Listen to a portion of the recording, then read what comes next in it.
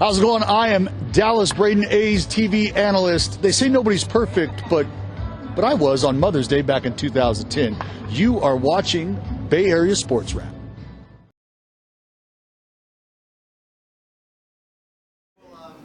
We'll start with some opening comments from Coach, and we'll go to questions in the room and then on Zoom. Are you ready, Coach? Take it away. Yeah, excited to be here. First time here. We know Golden State's playing great basketball right now, and hopefully we'll play well today. Questions in the room? What's been your take on the last few times you've seen them in Atlanta? Is it a surprise that an expansion team has come in and been so successful? It's not typical for an expansion team to do this well. They're extraordinarily well coached. They play well together. They share the ball. They do what they're supposed to defensively. They're always in the right spot. They're always ready to help one another.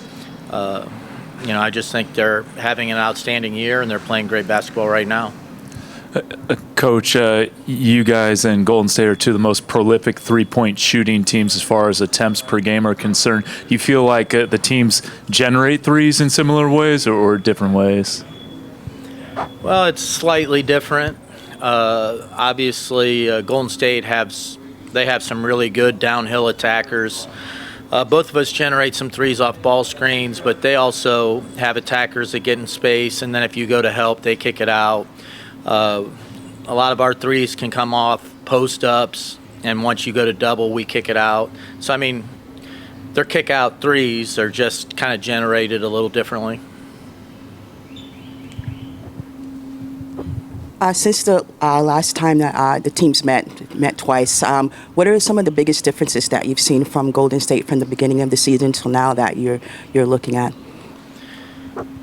Well, I think almost all the teams in the W have to, manage injuries.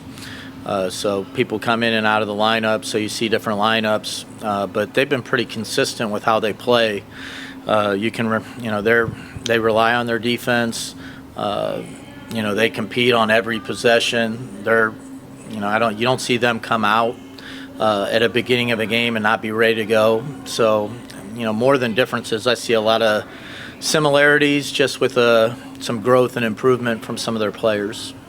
Obviously Burton is taking it to another level right now. Any questions in the room? We'll go to Zoom. Go ahead, Megan. Hey, Coach. Good to see you. Happy Sunday. Wanted to ask you, I've noticed across the league that there are some other teams who have admitted they've started to kind of look at the standings as the season, kind of goes on and we're in this last stretch. What's Atlanta's kind of viewpoint on that?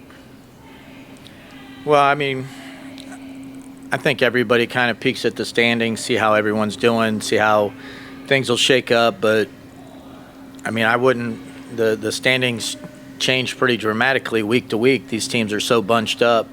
Anybody puts together a good streak of games, they can move way up. Anybody has a tough stretch, all of a sudden you're fighting to hold on to any position you have. So the biggest key is to try to steal as many wins as you can, and also be playing your best basketball at the end of the season going into the playoffs. So hopefully, we've gotten better as the season's going on, but I still think there's a lot of room for improvement for us. And in truth, we only got a couple weeks left in the regular season, so if we're going to make that improvement, it needs to be now. Go ahead, Will. Coach, at this point now, you've seen Golden State twice, but getting ready to prepare to play them again today, what do you think you've seen the most that has changed with this team? That's the first part of that question. And the second part is, what makes guarding or containing Xander Lassini a little bit difficult? Well, I would say I'll answer the second part. The first part is that I think they've been pretty consistent no matter who's been in the lineup. They've been relied on their defense, and they share the ball, and they generate a lot of good looks at the rim and three. So they're pretty consistent. They have a style no matter who's in for them, and they play it very well. As for Sandalzini, she's just very hard to guard. She's can be deceptive. She will get you lean in one direction and get to her right hand and be able to attack downhill. If you think you have her guarded and you relax for a second, she can step back and hit the three.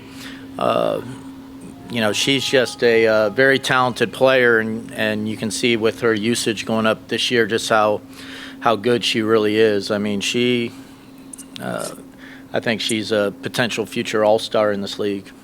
Go ahead, Tab.